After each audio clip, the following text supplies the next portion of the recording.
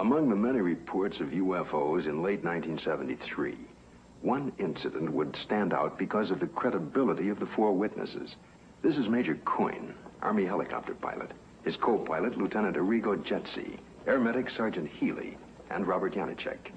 These men had just finished their annual flight physical early that day and were found fit and sound of mind.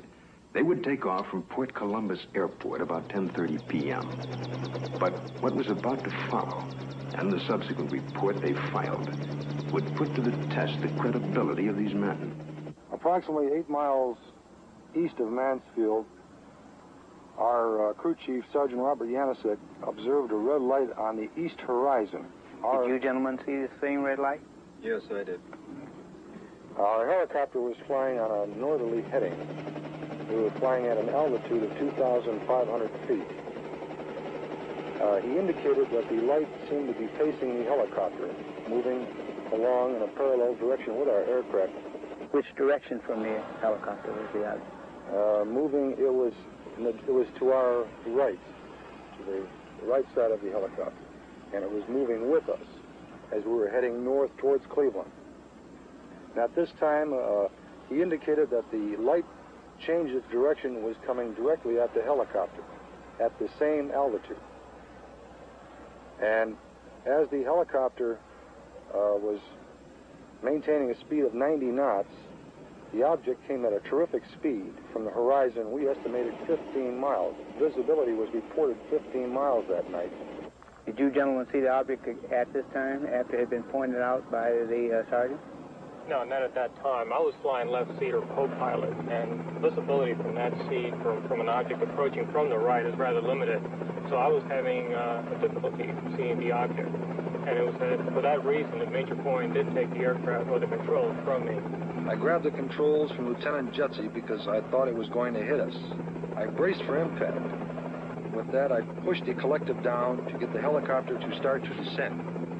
I then looked at the altimeter. It was showing 1,700 feet, and we were descending 1,000 feet a minute. The helicopter began to descend, and as this object came at the helicopter, it seemed to descend with the helicopter. When the helicopter went down, the object came down, but it still came directly at our broadside, as if to hit the helicopter from the right side.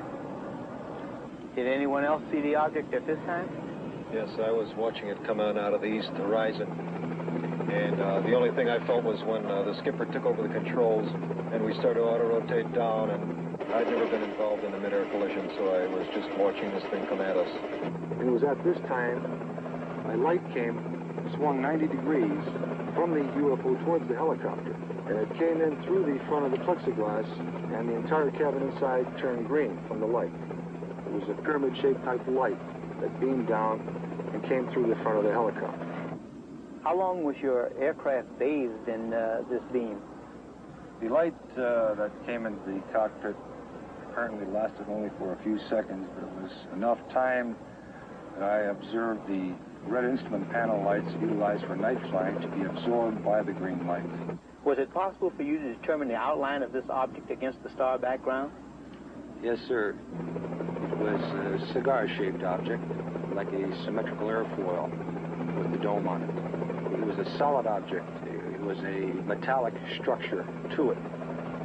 And you could see lights reflecting off the structure, and you could not see any of the stars or behind the object itself.